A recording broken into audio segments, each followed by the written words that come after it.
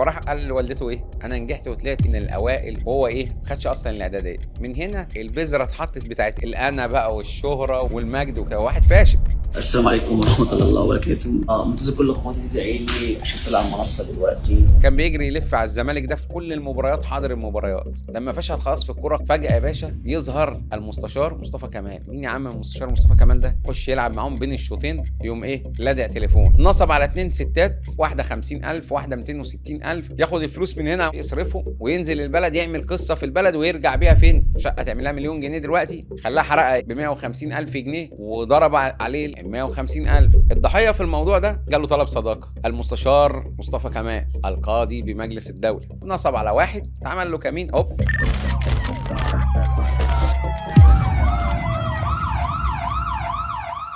اهلا بيكم في حلقه جديده من بودكاست الاشقياء. في ناس بتسرق عربيات وناس بتسرق فلوس، ولكن الاخطر من كل ده انك انت تسرق ثقه الناس. عاطل انتحل صفه قاضي مزيف، قدر ان هو يسرق ثقه الناس ويخدعهم ان هو يقدر يسهل لهم كل المصالح في كل الجهات. القاضي المزيف قدر ان هو يخدع كل الناس. النهارده هنعرف معلومات لاول مره تعرفوها معانا في بودكاست الاشقياء من خلال ناس مقربه ليه. تعالوا نعرف حكايته وازاي تم ضبطه من البداية للنهاية. ازيك يا محمد؟ اهلا بيك يا وائل. مين بقى هو العاطل او القاضي المزيف مصطفى كمال؟ تخيل هو اصلا عنده كام سنة؟ عنده 33 سنة.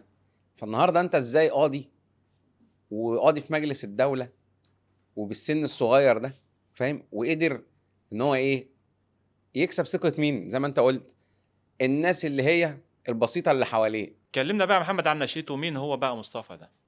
نشأته اتولد في مركز أطفيح لأب وأم ناس بساط جدا. والد أمه من المنوفية، ووالده من مركز أطفيح من الجيزة، ووالده كان شغال عامل في مصنع طوب هناك، في مصنع طوب ناس كتير بتشتغل فيه. وكان بيطلع في أدوار كده ثانوية كومبارس كده في بعض الأفلام للفنان عادل إمام. يمكن في فيديو ظهر ليه كده، كان طالع في أحد أفلام الزعيم عادل إمام في دور كومبارس كده اللي هو ده دور الكاميرا كده. طبعا يعني ربى اولاده عادي جدا زي اي اب. عنده ولدين تاني غير مصطفى، هو اسمه مصطفى احمد محمد شلبي. وطبعا هو كان منتحل اسم ايه، المستشار مصطفى كمال على الفيسبوك. وصل في التعليم للاعداديه، يمكن كمان ما خدش الشهاده الاعداديه. الاسره هنا كلها شغاله فين اوائل؟ في مصنع الطوب. هو اسهل حاجه، عارف انت مثلا مناطق ساحليه فبيشتغلوا في البحر، هم القريه بتاعتهم في مركز كلها اطفيح كده. شغالين كلهم في مصانع الطوب والكلام ده كله. فابسط حاجه عيل صغير والده بياخده معاه في مصنع الطوب. عمل كده مع ولاده، وليه اخت مقيمه معاهم هناك في الجيزه، واخت تانية من والدته يعني مش شقيقه، مقيمه في القاهره في عين شمس. استمر في التعليم لحد الاعداديه، ما خدش الاعداديه. والده توفى وهو في سن صغير. لما وصل للمرحله الاعداديه جت بقى نتيجه الشهاده الاعداديه، فراح قال لوالدته ايه، انا نجحت وطلعت ايه من الاوائل وبتاع، ووزعوا شربات وفرحانين بيه والكلام ده كله. وهو ايه ما خدش اصلا الاعداديه. ف يا امي ده انا ده انا داخل بقى ثانويه عامه وان شاء الله هرفع راسكم وبتاع وكده. من هنا البذره اتحطت بتاعت ايه، الانا بقى والشهره والمجد وكده، واحد فاشل فعايز يعوض فشله بايه، بان انا هبقى ناجح وهبقى كذا وكذا وكذا، ويا امي ان شاء الله انا اخش كليه حقوق وهبقى وكيل نيابه قد الدنيا. طيب يستمر في القصه دي. هل هينفع يقعد بقى هناك في البلد؟ هو اصلا ما دخلش ثانويه عامه. فعمل ايه بقى؟ قال لك ايه، هروح اشتغل بره القاهره. طب قبل دي يعني اهله نفسهم ما راحوش شافوا في المدرسة او لا بقى، طالب بقى جاي لوالدته بقول لك ناس بسيطه عادي جدا، انا جبت النتيجه وخلاص وتمام ونجحت ورايح الثانويه. وانا في الثانوي هشتغل في القاهره وهروح امتحاناتي واعمل واسوي وكده. بدا بقى ايه، زي ما هو شغال في المصنع الاول، قعد فتره كبيره شغال في مصنع الطوب. وفي نفس الوقت ده بقى كان هو ملهم بقصه كره القدم والكلام ده كله.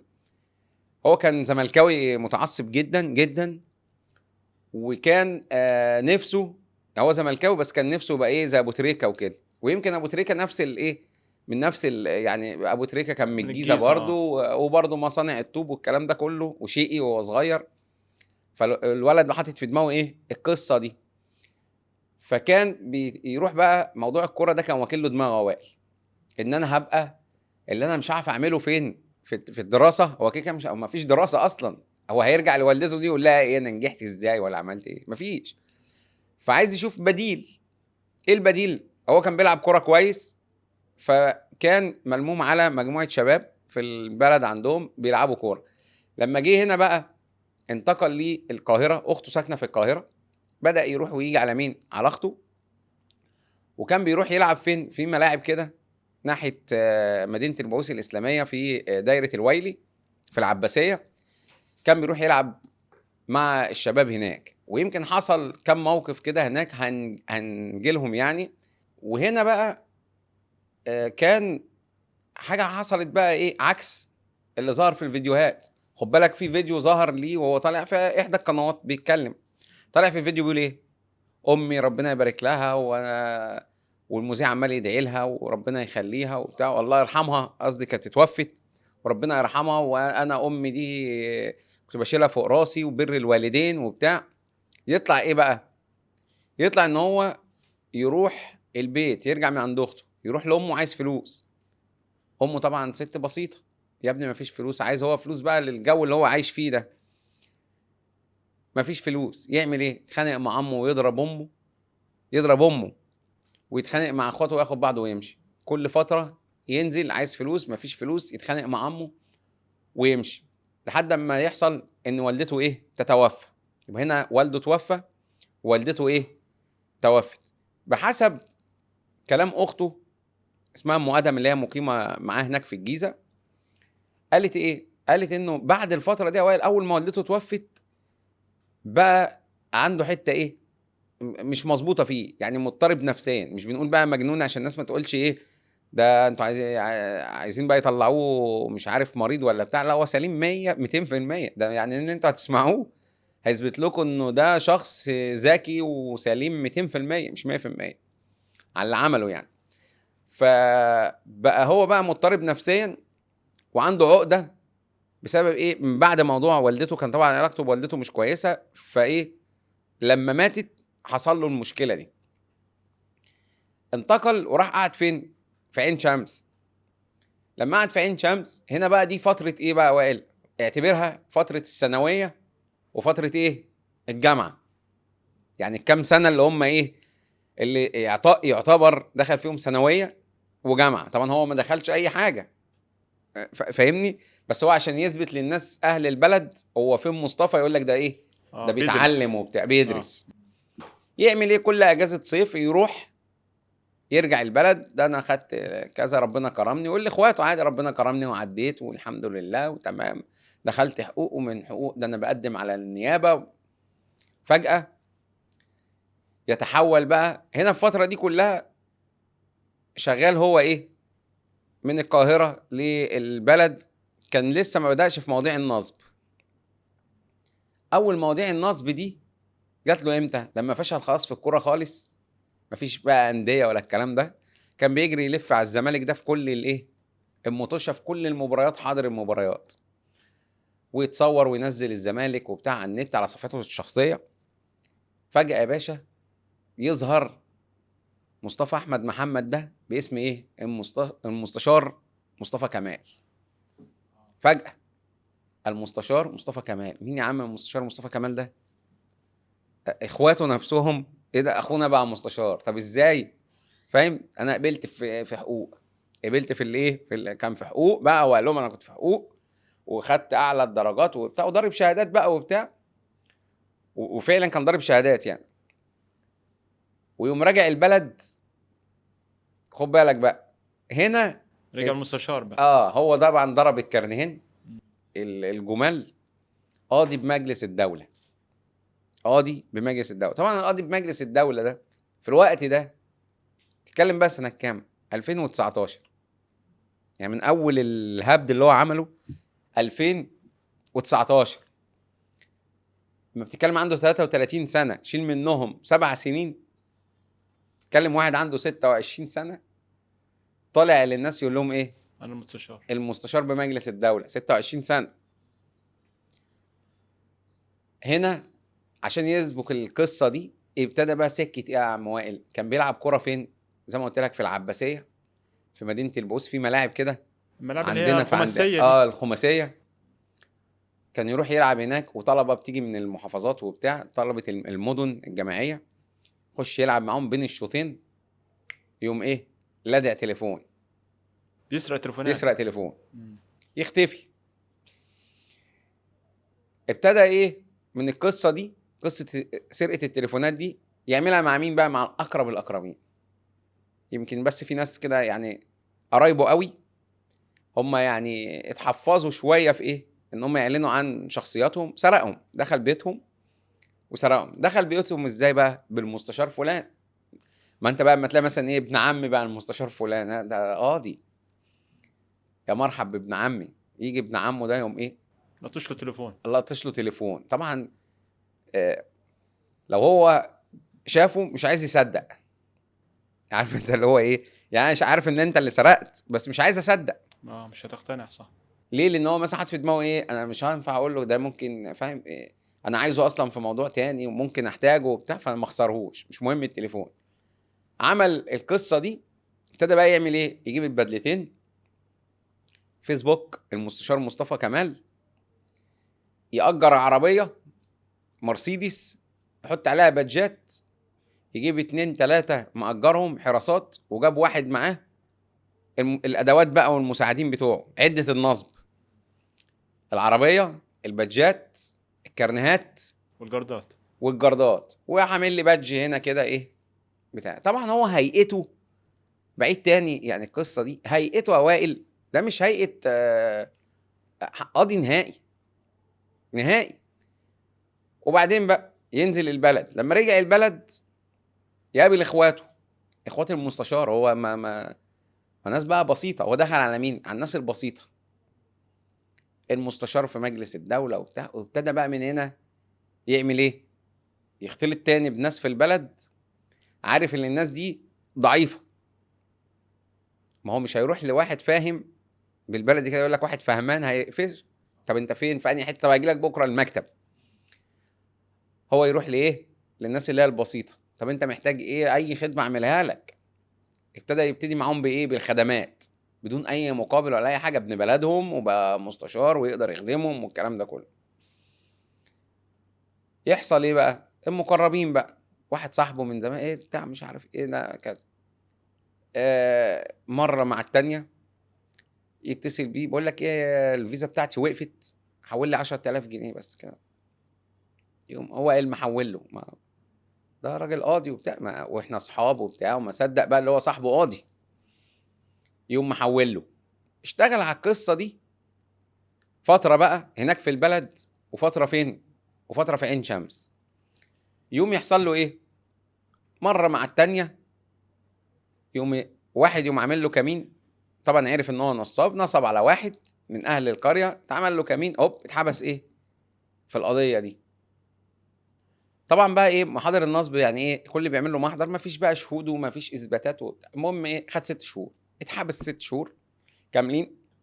طلع هدي شويه، وبعد كده رجع بقى ايه من اول 2019. كانت نقله في حياه القاضي المزيف، نقله تانية خالص، بشكل تاني، بضحايا مختلفين. انت قلت لي يا محمد من شويه انك انت كلمت ناس قريبه من القاضي المزيف وحكوا لك قصص لاول مره هنعلنها هنا. ايه بقى القصص دي؟ بص، هو زي ما قلنا 2019 كانت نقله في حياه مصطفى النصاب ده. عمل ايه بقى؟ عمل اكونت باسم المستشار مصطفى كمال ده. وعمل ايه تاني؟ عمل 10 اكونتات اصدقاء عند مصطفى. بعد طلبات صداقه نفسه. عمل 10 اكونتات بايميلات تانية، بارقام تليفونات، معاه 10 ارقام تليفونات، 10 ارقام تليفونات، 10 اكونتات باسماء ايه بقى؟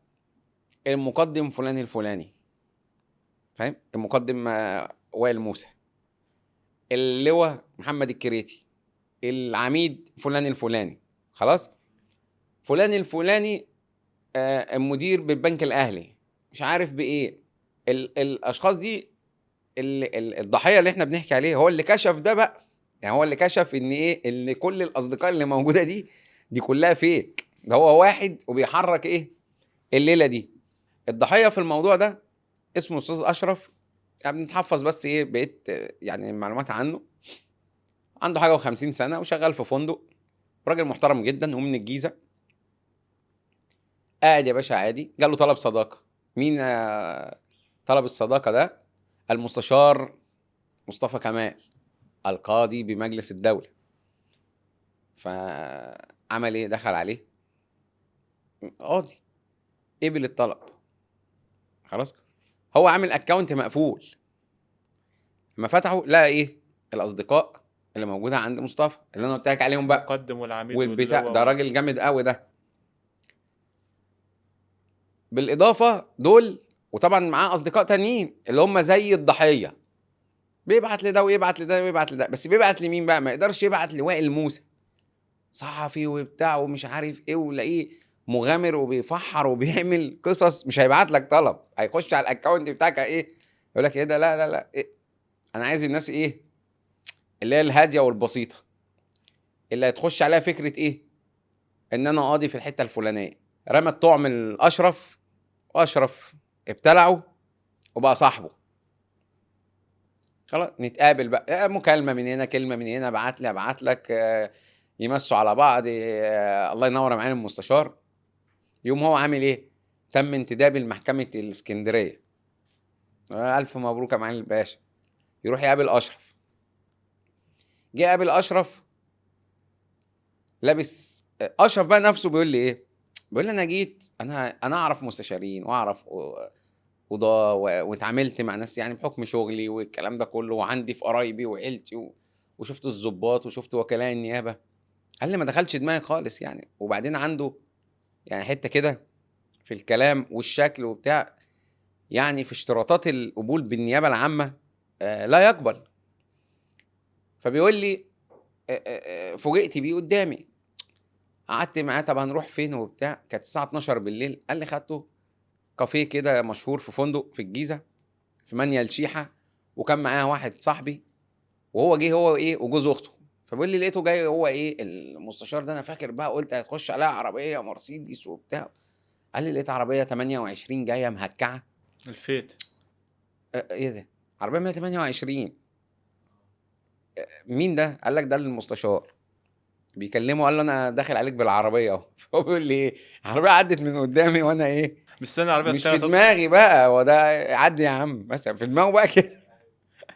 مستني المرسيدس. فقال له انا اللي قدامك ده. فهو طبعا في دماغ اشرف مقومات القاضي، الحاله الاجتماعيه بتبقى فاهم ده الهيئة. قاضي. اه فبعدين نزل بيقول لي ده انا اتكسفت. انا بقى قايل لهم في قاضي جاي لي وبتاع جوه في الفندق، فمش عارف ادخله ازاي بالعربيه. ولقيت هيئته. بيقول لي بقى نزل من العربيه غير بقى مثلا ايه الصور اللي على السوشيال ميديا دي. اول مقابله. فبيقول لك انا مش عارف طب ادخله ازاي ده في وسط الناس وبتاع. فبيقول لي ايه، قمت قلت له ده الفندق قفل وبتاع. تعالوا نقعد على تعال الكافيه نقعد بره. فين؟ في كافيه وبتاع. بيقول لي عملت كده. بيقول لي خدته ورحنا الكافيه، واحنا قاعدين هو معاه جوز اخته وبتاع، قاعدين بنتكلم. وقال لي ايه؟ قال لي والله ده انا جاي وعندي قصه وبتاع، عايزك فيها ايه على جنب. خده على جنب.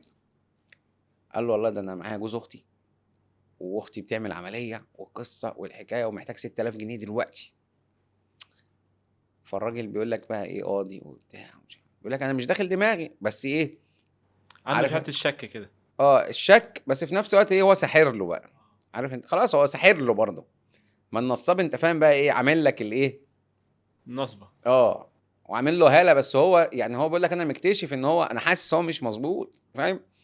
قام مطلع ال 6000 جنيه مديهم له، حولهم له على البتاع، خد منه 6000 جنيه. رجعوا تاني قعدوا وبتاع، خلصوا القعده. جينا بقى موضوع ال 6000 جنيه ده، هو اللي كلم اشرف قال له عايز احول لك الفلوس. ايه ده انا عندي مشكله وبتاع. طب بكره مش عارف ايه. يجي تاني يوم قايل له ايه، بقول لك يا اشرف حول لي 4000 عشان احول لك 10 على طول. بص، اشرف يحول له ايه الاربعه، بقى ساحب منه ايه 10000. يحصل ايه بقى؟ يجي احنا قلنا في الاول كان عامل 10 اكونتات فيك، فيجي اشرف ده يجي له طلب صداقه من واحد من اللواءات اللي هناك. من واحد من اللواء اللي هناك، اللي هو فارس بيه ده. مين يا عم فارس بيه ده؟ بعت له طلب صداقه، لا عنده مين؟ مستشار مصطفى. عامل ايه يا استاذ اشرف؟ تمام والله، ده انا ايه بسمع عنك كل خير من مين؟ من مصطفى. ده فارس ده بيقول لي مين؟ بيقول لي اشرف انا بسمع عنك كل خير من مين؟ من مستشار مصطفى. قال له تمام يا باشا، وربنا يخليك يا معالي الباشا وبتاع، انت فين؟ انا في قياده امنيه في الداخليه، في جهه امنيه في الداخليه. طب تمام يا فارس بيه وبتاع، قفل معاه. قام اتصل بمين؟ بمصطفى. قال له ده في واحد اسمه فارس بيه. قال له ايه ده، هو فارس بيه كلمك؟ قال له اصل انا كنت بدردش معاه وقلت له على الموقف الانساني اللي انت عملته معايا ووقفتك معايا، وانا عايز الراجل ده تبقى علاقتك بيه قويه، عشان ده خدماته قويه جدا. ده جهه امنيه. اه. بيقول لي بقى انا ايه، خلاص بقى معايا قاضي ومعايا قياده امنيه. يقول لي يحصل ايه بقى؟ المفروض انا اطلب منهم بقى، يعني انا خلاص اتعرفت بالناس الجامده دي. يقول لي ايه؟ يقول لي الاقيه يرن عليا يعمل لي ازاي؟ تعرف حد في مرور فيصل؟ فاشرف يقول لي انا ليا علاقاتي برضو ناس وبتاع وكده. في ايه يا عم؟ يقول له اصل الواد غلبان شغال مش عارف فين وبتاع، سواق مع واحد لواء، واللواء تليفونه مقفول، فاحنا عايزين ايه ننجد الواد، رخصه اتسحبت. طب ايه يا عم الموضوع؟ فيروح اشرف ايه، يروح للموضوع في ايه. طب في غرامه بسيطه يدفعها، يعرف يروح يستسمح مثلا الضابط ولا امين الشرطه وياخد الرخصه. بقى مين اللي بيحل المواضيع؟ اشرف. اشرف. وبدون تدخله هو التاني. يعني التاني ايه بيديله زي ايه توجيه. اشرف شوف لنا القصه دي. طب عيل عايز يتنقل من المدرسه، اشرف شوف لنا القصه بتاعت المدرسه. طبعا التاني بيعمل مصالح على حس مين؟ على حس القصص دي. واحد جاي له هو بقى طبعا هناك في البلد، قال لهم انا بعمل خدمات وبتاع وبسهل لكم كذا. واحد عايز ينقل واحد من المدرسه، لا والله ده طالبين تبرع مش عارف ايه. يروح اشرف يخلصها، يرجع على مين اللي استفاد؟ مصطفى النصاب. يفضل الموضوع مستمر مع اشرف ومصطفى. يقوم مدخله واحد تاني محمود بيه. مين يا عم محمود بيه ده؟ قياده مش عارف فين. فارس بيه بيسلم عليك، ومصطفى بيه بيحكي عنك كل خير وبتاع. بقى مصاحب مين بقى؟ نمسكهم من الاول، مصطفى وفارس ومحمود بيه. فخلاص هو بقى ايه، دول صحابه. ومحمود بيه ده هنرجع له دلوقتي في قصه كده. جه يحصل ايه بقى؟ جه عمنا اشرف راح دعا ايه عنده في الفندق في التجمع. قعد معاه، قال له هو كلمه، قال له اشرف انا عايزك وبتاع. قال له انا والله في الشغل. فهو في الشغل ده معاه مقاول بيعمل انشاءات في الفندق. اشرف معاه مقاول شغال في الفندق بيعمل انشاءات وبتاع ومسجد المقاول اول ما شاف مصطفى، عارف انت بقى اللي هو ايه، انا برضك اتعرف بقاضي. جري عليه بتاع الحكايه بقى، معالي المستشار ومش عارف ايه، والله لا. قام عازمهم على الغدا فين؟ في الفندق. المقاول اشرف بيقول لي ايه، اتغدينا وبتاع مش عارف ايه سمك وبتاع. فقمت بغسل ايدي، وانا بغسل ايدي كده دقيقه بس، سبتهم دقيقه. رجعت اكتشفت بعد كده ان هو لدع منه 10000 جنيه في غسله الايد. هو بيغسل ايده كده، لدع منه 10000 جنيه. ازاي؟ سحر له ازاي في ثانيه الا قال له ايه، فاهم؟ عشان ياخد منه ال 10000 جنيه في ثانيه كده. المهم خلاص الدنيا تمام، خدوا ارقام بعض، خدوا ارقام بقى بعض كمان في غسله الايد برضه. فغسلت ايد. فاشرف بيقول لي انا يعني ما بحبش الناس اللي هي ايه، انت صاحبي وبتاع وده صديق وبتاع، ما بحبش اللي هو ايه، تحس اللي هو ايه عمل حركه تطفل كده. في ايه يا عم، احنا لسه معرفك بيه وبتاع، فاهم بقى؟ خدوا ارقام بعض وكلمنا معالي الباشا وبتاع مش عارف ايه. هنا بقى في الوقت ده هو لدع منه ايه ال 10000. قام لافف خلصوا القعده وبتاع، وهم قاعدين يعمل ايه بقى؟ الفندق ده فندق كبير او فخم جدا في التجمع. طبعا هو مصطفى مش هينفع يخش لوحده يعني. فالراجل المقاول لا ايه لو بيتمشى في فندق وياخد صور، يتصور فين؟ فندق، ويعمل حاله انا موجود في الحته الفلانيه. يطلع بره يلاقي ايه؟ اتوبيس خاص بايه؟ باحد الانديه الكبيره، ياخد صوره جنبه وبتاع، ده انا كنت مع بعثه البتاع ومش عارف ايه والفريق الفلاني، يعني مثلا الاهلي مثلا يتصور مع ايه؟ مع الاتوبيس. والله لسه كنت بقابل لعيبه الاهلي وبسلم عليهم وبتاع، وناس رغم ان انا زملكاوي ومش عارف ايه، بس ده كذا الروح الرياضيه ومش عارف، ويطلع يتكلم الكلام ده كله، ولا قابل لعيبه ولا اي حاجه خالص، لا الاتوبيس واقف جوه الفندق خد الصوره. فاشرف بيقول لي ايه، كان عنده الحته دي، يلاقي مثلا اشرف ماسك تليفون ايه، ايفون مثلا احدث حاجه، مش معاه هو مثلا مصطفى، يقوم واخد التليفون يتصور بيه، يقول له شغل احداث، يمسك التليفون وهو كانه بيتكلم كده، يقوم مثلا ايه، اشرف ده مصوره او فلان مصوره.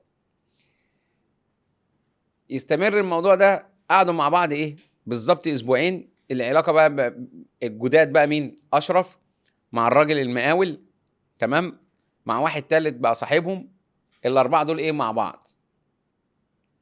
يجي يقابل اشرف والمقاول، يقول لهم ايه، هعزمكم على فرحي. النصاب ده مصطفى، فين يا عم الفرح؟ قال لهم والله انا بشوروا عليا كده مكان كويس وبتاع، ده انا هخطب ايه، نقيبه في الشرطه، ظابطه، عيله كلها بقى بشوات وبتاع، فانا عايز مكان يليق بيهم، وانا عيلتي كلها قضاه وبتاع زي ما انتم عارفين طبعا، هم ايه، اه يا باشا وبتاع. راحوا يعملوا ايه؟ يشوفوا له مكان فندق. طب امتى؟ قالوا له ايه، كمان شهر. قال لهم ايه، هحدد كمان شهر كده. قالوا له طب خلاص احنا هنشوف فندق مناسب ونكلمك. يحصل ايه بقى اليوم ده؟ حصل له، جاله تليفون من احدى القنوات الفضائيه، من القنوات يعني احنا بنقول ايه وبي وسي مثلا، قناه سي، وعملوا معاه مداخله. مع مين؟ مع المستشار. قدام مين بقى؟ قدام اشرف وصاحبه المقاول. مداخله، معانا المستشار فلان الفلاني، واسمه نازل طبعا على الاسترابة. الاسترابه بتاعت الحلقه والمداخله وبتاع، وبيتكلم ايه، بيقول رايه قانوني مش عارف في ايه، حاجه بسيطه اللي هو اي حد مثلا يقولها، وكلمتين نصائح للشباب ومش عارف ايه. المهم ايه، المذيع قام مبروزه، شكرا معايا المستشار وبتاع. المداخله دي قام محملها فين؟ على التليفون. شفتوا المداخله وبتاع؟ طبعا هم قاعدين مع تمام معايا المستشار. ادت مصداقيه لمين؟ لاشرف. فاشرف بيقول لك انا لما لقيته عمل مداخله في القناه والمستشار فلان قلت بقى ده تمام. يحصل ايه بقى؟ بيقول لي لقيته بعد المداخله قام مكلم المذيع وكلم الاعداد في القناه دي، قال لهم انا عايز اطلع بقى حلقه. قالوا له ايه ده، يعني الضيف ب 17000 جنيه ساعتها. قال لهم هطلع ايه معاكم ب 17000. يقوم عامل ايه؟ قال لهم ماشي تمام. قام جايب، المقاول بقى. لا، جاب فارس بيه، استحضر ايه، فارس بيه، وقام مكلم المذيع ده، بعت له طلب وبتاع، اللي هو مين؟ فارس بيه. وعندك المستشار كذا كذا، انت تعمل له حلقه ازاي تاخدوا منه فلوس وبتاع مش عارف ايه، تستضيفوا الراجل ده، راجل بتاع البلد وخدمه البلد والجو ده. قاموا مطلعين ايه، المستشار معاهم على الهوا. طلع حلقه ومكتوب بقى ايه، المستشار مصطفى كمال القاضي بمجلس الدوله. تخيل، في حلقه. طبعا لان القنوات دي مش متشافه، وحلقه طبعا تعبانه، مش عدت مرور الكرام، بس هو عمل ايه؟ محدش شافها، هو اما حملها وبقت ايه، خلاص الشرعيه بتاعته للنصب، اداه النصب. اول حاجه يروح خابط ضحيه جديده، محامي، انا كذا وبتاع، عن طريق كله عن طريق العالم الافتراضي اللي هو فيسبوك. ولذلك احنا ايه بنقول، خلي بالكم من الناس اللي هي على الفيسبوك دي يا جماعه. دول الفيسبوك ده اسمه عالم افتراضي، هو بقى موجود فيه ويتصور وينزل ويعمل، والمستشار وده يعلق له وده يعلق له، وخلاص بقى حبايبه واصحابه وهم اصلا ما قابلوش بعض. طب قصة الجوازة بتاعت النقيبة ايه اللي تم فيها؟ الجوازه بقى دي دي موقع، دي كوميديه بقى. يعمل ايه بقى يا باشا؟ هو اتفق معاهم شهر وايه، ونروح تشوفوا لي المكان، انا هحدد بعد شهر. راحوا جابوا له مكان فندق، وخدوا بعضهم وخدوا معاه المستشار، وراح يحجز على فرحه. اللي راح يحجز ده طبعا داخل المستشار فلان، طبعا هم بقى ايه، ارمي الكارت يا حدوته، فاهم؟ هم داخلين بقى طبعا قدام معالي المستشار، اتفضل معايا المستشار، اتفضل معايا المستشار. المستشار فلان الفلاني طلع الكارنيه المضروب للفندق، اداره الفندق تمام، وعارفين ايه الراجل اللي معاه، يعني سبق قبل كده اتعامل معاهم. طب تكاليف كذا وبتاع مش عارف ايه، طيب العربون كذا. راح سابهم، قال لهم خلاص مثلا يومين وهبعت لكم العربون مع فلان. بعد يومين بيتصلوا بيه تليفونه مقفول، يومين تاني تليفونه مقفول. طب ميعاد الفرح خلاص قرب، قبلها باسبوع الفندق قال لهم لا تحددوا، لا تيجوا تدفعوا عربون لا اما الغوا. فقالوا ايه بقى اشرف والراجل اللي معاه المقاول، قال لك لا يا باشا، ايه ده احنا بقى جميله وبتاع، ده فرح صاحبنا واخونا، ندفعهم له وبعد كده ناخدهم منه. صح. راحوا دفعوا العربون المحترم، اتلدعوا كل واحد مبلغ وقدره يعني. وبعدين قالوا لبعض ايه، ده عايزين بقى نقف بقى نقابل الناس بقى، ده في عروسته من الداخليه وهو من القضا، فهنقابل ناس جامده، فعايزين ايه نروق على حالنا وننزل نجيب بدلتين ايه محترمين. بيقول لي ايه يعني، حتى في دي كمان غرمنا بدل، يعني ايه اضطرينا بقى نجيب بدل بالنسبه لنا غاليه. يعني انا كنت بجيب بدله مثلا ب 4-5 آلاف جنيه، رحت جبت بدله بحاجه و20,000، والراجل المقاول صاحبي حاجه و20,000، غرمنا بدل يعني هنلبسها هي مناسبه واحده، فاهم؟ ودفعنا العربون. جه يوم الفرح، يوم الفرح لحد يوم الفرح ما بيردش. فالفندق قال لهم خلاص، قبلها بيومين قالوا له خلاص الغي، ما فيش الغي. قال لك يا باشا خلاص خليه يجي. اتصلوا بيه قال لهم ايه، فاكر محمود بيه اللي انا قلت لك اتعرف بيه على الفيسبوك؟ قال له ايه، ده محمود بيه استشهد، هو مصطفى. قال لك محمود بيه صديقي، ده خلي بالكم في نسب بيننا وبينه، استشهد.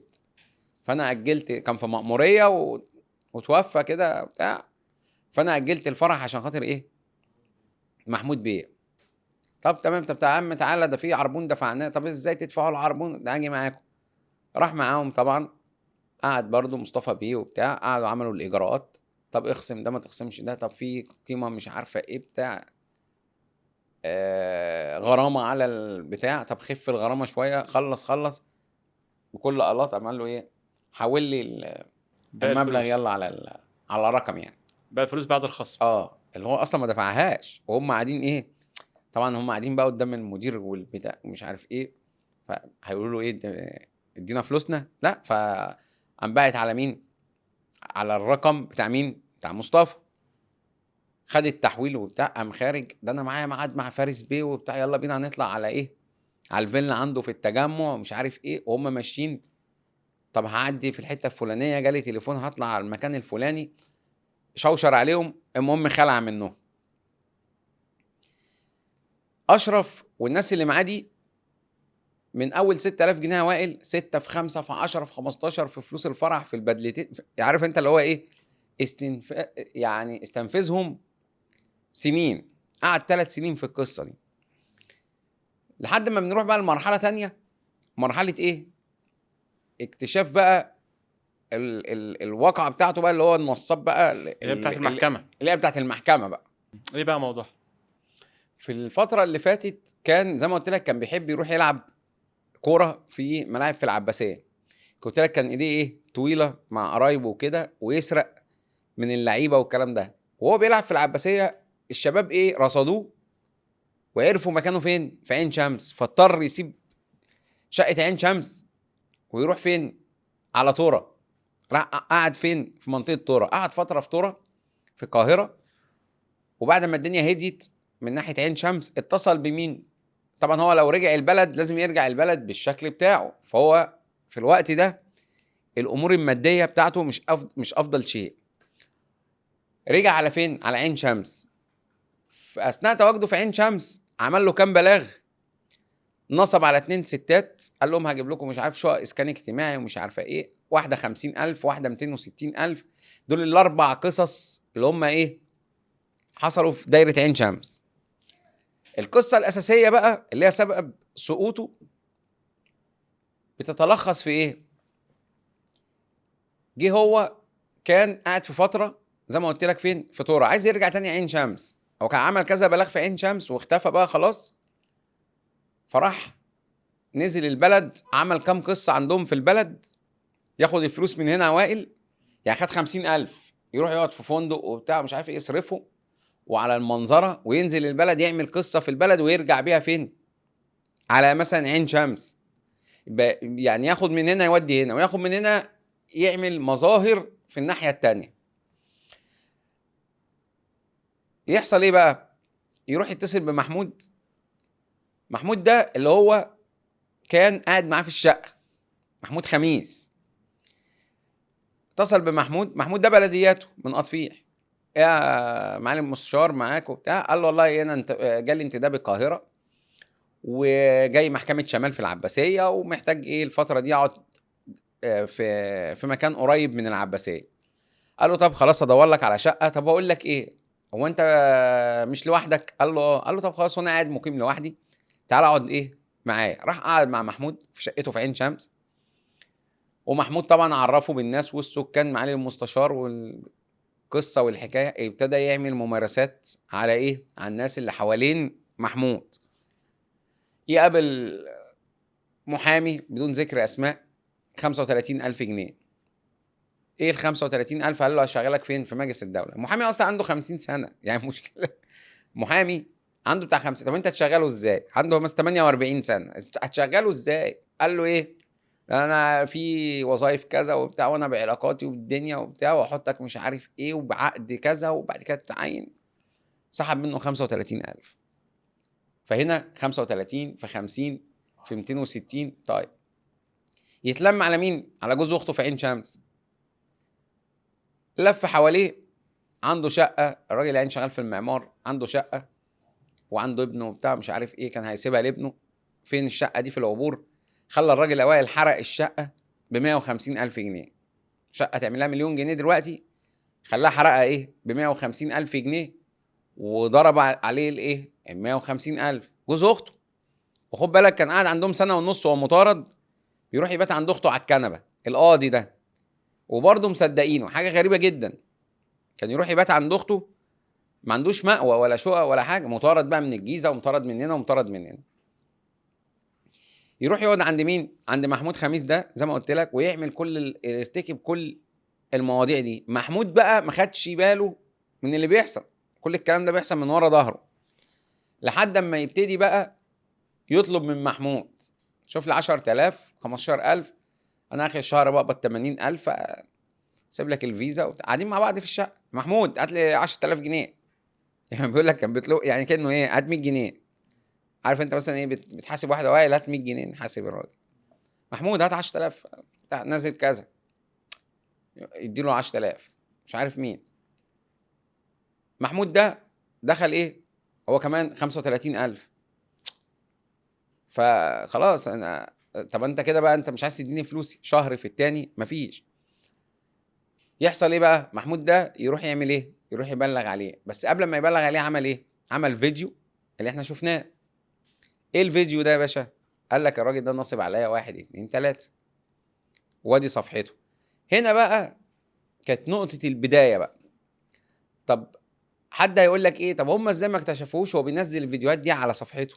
هو كانش عاملها عام، كان قافل الصفحة، عاملها للأصدقاء اللي هو عايزهم يشوفوا حالته وصوره وفيديوهاته، لكن العام محدش بيشوفه. عشان بس الناس ايه تقول لك يا جماعة ازاي من 2020 ولا 21 بينزل فيديوهات وبيعمل ومش عارف ايه، وانا المستشار هو ما بينزل الكلام ده كله. احنا تم اعادة نشره للعام، لكن هو كان عنده مثلا 50 60 صديق، 100 صديق، ايا كان الرقم. الناس دي هو بيستهدفهم بشكل معين، والناس دي مش هيجي وراهم مشاكل. محمود بقى طبعا، محمود عنده على الصفحة ابتدى يحمل الفيديوهات وبتاع، وراح عمل ايه بقى؟ الفيديو طبعا النيابه العامه فيها وحده الرصد بتاعت النائب العام. اول ما نزل الفيديو قال لك ده مستشار، ونزل له فيديو وهو طالع على المنصه والكلام ده كله. النيابه العامه فحصت الفيديو في ساعتها، وطبعا بالسجلات والكلام ده كله اكتشفوا انه ايه؟ ان الراجل ده ليس قاضيا. حصل ايه؟ النيابه قامت موجهه فورا الشرطه بضبط مين؟ بضبط المتهم ده. عمل التحريات اللازمه وبتاع. مباحث القاهره بقياده اللواء علاء بشندي مدير الاداره العامه لمباحث القاهره، والعميد سمير المجدي رئيس قطاع شرق القاهره، رئيس مباحث قطاع شرق القاهره، فحصوا بسرعه الفيديو والقصه والحدوته، ونزلوا فحصوا كاميرات وموضوع. المهم ضبطوه فين؟ في عين شمس. اتظبط، طلع على نيابه شرق القاهره، ابتدى ايه؟ يتم التحقيق معاه. يظهر ايه بقى في التحقيقات؟ الفيديوهات بقى. الناس اللي كانت عامله بلاغات ضده موجودين عنده على الصفحه. ابتدت الفيديوهات دي ايه؟ تظهر بقى. نلاقي احنا بقى فيديو ايه اللي طالع على المنصه ده؟ فيديو بيحيي الناس وبتاع، وكل سنه وانتم طيبين. بتاع اخواتي ده. والا بقى اخواتي ده موضوع تاني خالص. اخواتي دي يقول لهم ايه؟ اخواتي انا طالع. عارف انت بقى، انا والله يعني انا قلت كده كومنت كده ان بيدور عربيه وطالع في موقف، يعني بيقول لك اخواتي ادعوا لي انا طالع دلوقتي على المنصه. فاهم؟ مين اللي هيدعوا لك وطالع منصه؟ في قاضي هيعمل كده؟ فهي الفكره في ايه؟ ده هو لو على العام، خد بالك من اول يعني، هو لو نزل صوره على العام، صوره هيخش مثلا 100 واحد يشوفها، 90 هيقولوا ده راجل نصاب. فطبعا كل الفيديوهات دي ظهرت بعد ما تم ضبطه. من ضمن برضو الفيديوهات كان قاعد بيلم الورق من الحاجات الطريفه يعني. شفت الفيديو بتاع الطبانجه ده؟ بعد ما لم الورق قام واخد الطبانجه وشادد اجزاء وايه وحتى فكرني، عارف انت الفيلم بتاع تامر حسني واكرم حسني لما حط الطبانجه قامت ضربه فيه اكرم حسني. يعني حاجه يعني، عارف انت لو انت ساذج مش تعمل كده. نهايه التحقيقات يا محمد وصلت ليه دلوقتي؟ طبعا هو الفيديوهات دي النيابه طبعا فحصتها كلها، وللاسف الشديد بقى تم يعني اكتشاف انه في موظفين ساعدوه في احدى محاكم القاهره. والموظفين دول 3 موظفين، موظفين داخل المحكمه. ودول ساعتها للاسف يعني في مواقع وصفحات مش عارف يعني قال لك خدوا رشوه 3 مليون جنيه. هو زي ما بحكي لك كده، يعني هو اصلا كل اللي هو بيعمله ياخد 50,000 في 60,000 بيطيروا. فهو اصلا لا يملك 3 مليون. هو لو يملك 3 مليون مش هيعمل القصه بتاعت هو خطافي كده، مفيش الكلام ده. فطبعا هو بمبالغ زهيده. وبعدين الموظفين خد بالك برضو دخلت عليهم القصه دي. يعني انا واحد من ضحايا المحامي بيقول لي كان بيخش المحكمه يطلع الكارنيه وبتاع، وعامل الاسانسير ومدخله فين؟ اسانسير الساده القضاء. فيطلع فوق الموظف شايفه طالع منين، وسع طريقه وبتاع. قصه ايه؟ ده قاضي. فتخش على الموظف ان ده قاضي. فطبعا هو ايه؟ ظبط الناس دي اللي هم معاه في القضيه، بس مش بالمبلغ ده اللي هو لم يذكر في التحقيقات يا جماعه. الموضوع ال 3 مليون ده الرشوه اللي هو بيقولوا دفع 3 مليون عشان يخش يدخل يصور في المحكمه، مفيش الكلام ده. هو طبعا استغل الفتره اللي فيها قاعه بتخلص الشغل بتاعها الساعه 3 و4 العصر. فهو بعد كده دخل بقى القاعه دي اوائل بعد مواعيد العمل. بعد مواعيد العمل. وعمل الكام فيديو اللي هم قدامه القضايا المتربطه.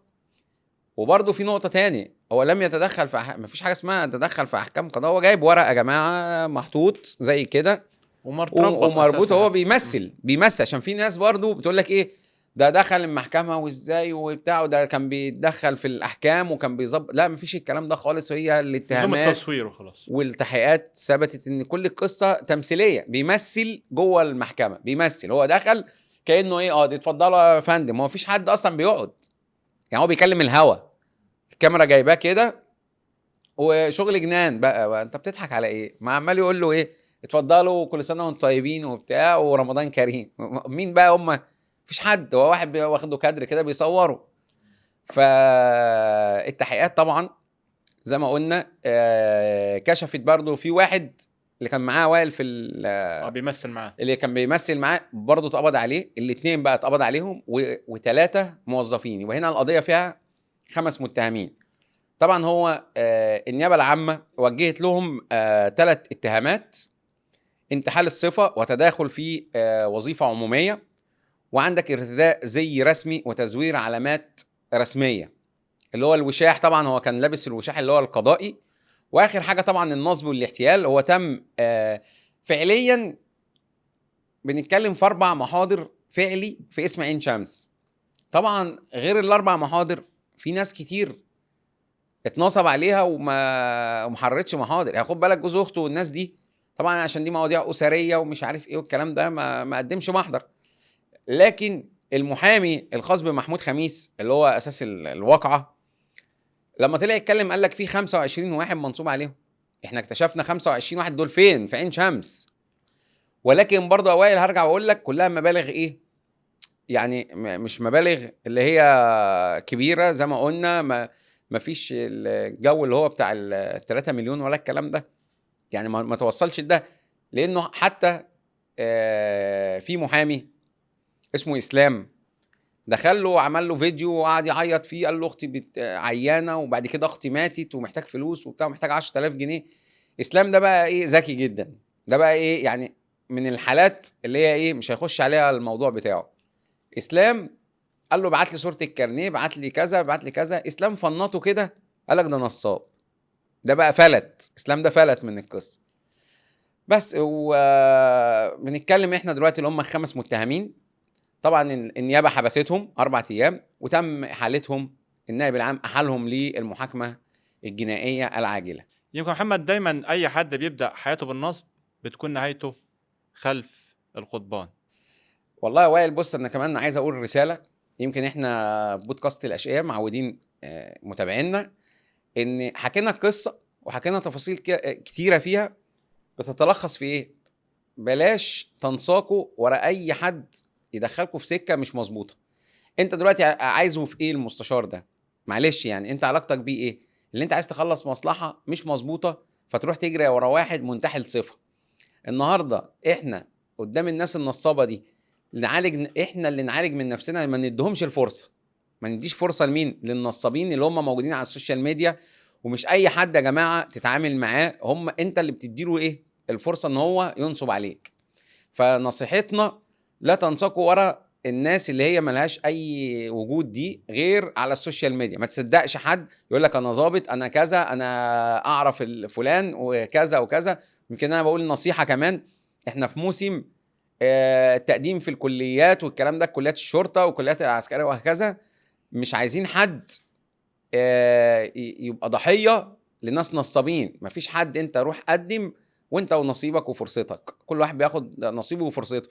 نفس القصه بقى قيس على كده مثلا وظائف في البنوك، وظائف في الشركات، الكلام ده كله. مفيش حد بيعين حد. مفيش حد بيعين حد. فانت ما تروحش ايه ترمي نفسك ضحيه عند واحد زي دول.